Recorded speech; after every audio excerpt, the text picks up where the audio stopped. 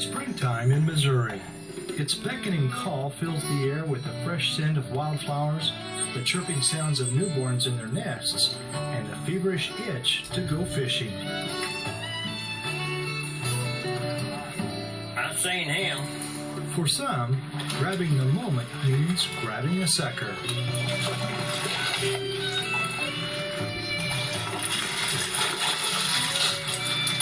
Oh, I had him. He went back swimming. Oh, come on. Catch and release. Sucker grabbing has become an annual ritual for these anglers from the Springfield area. For over 30 years, Rex Harp, his cousin Arvel, and fishing buddy Frank Harding have sharpened their hooks and left the worms and minnows at home. Because during sucker grabbing season, there's no need for bait, just a fly, quick hand. Here, I got a good red tail that time. It's just a lot of fun. There's a lot of action to sucker grabbing. That's what I like about it. I fish other ways, but I wouldn't trade the sucker grabbing for any sport because it's just full of action. Oh. They won't bite. Only just about 2 or 3 months out of the year they might bite worms. Well, you might say from about the 1st of April till the 15th of May, while we're on the river sucker grabbing just about every day, every year. We don't miss very many days. Jeff, right in front of you now, there's a bunch of them. Reel in, throw right over in there. That's another yellow. You don't have to wait for them to bite. You make them bite. You know, all you've got to do is find a school of them. You can catch them. And I'm not very patient. I'm not very good at bait fishing or throwing lures. I like to have lots of action, and there's a lot of action in it. Sometimes we use a step ladder to get up over where we can see. Sometimes we climb up a tree. Sometimes we're lucky there's a little bluff that you can get up on.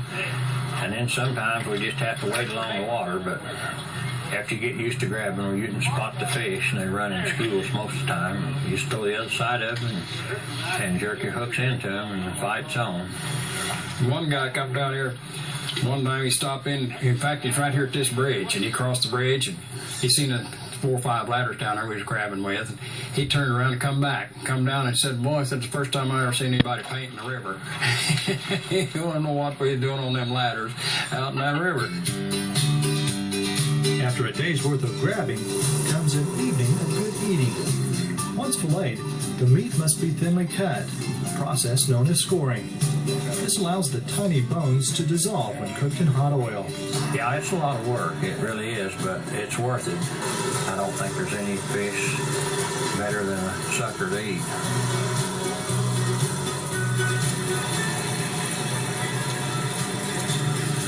Pretty good. I was working on his boat and looked up on his racks there. It was hanging up there. I said, where'd you get that? And he said, I've had that for a long time. Those headings, you know, they haven't made in them for about 20 years. Yeah. There's just 2 or 3 of them left in the country, I guess. They had a good rod. How's the fish doing, Clay?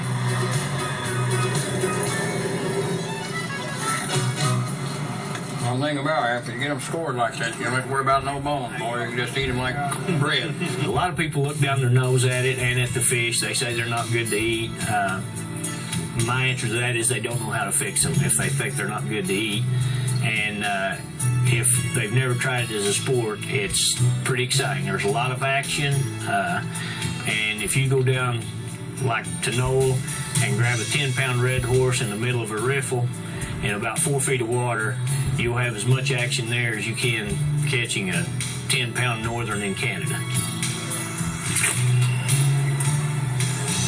You got another one? I say a man ain't ever been grabbing, he ain't never lived yet.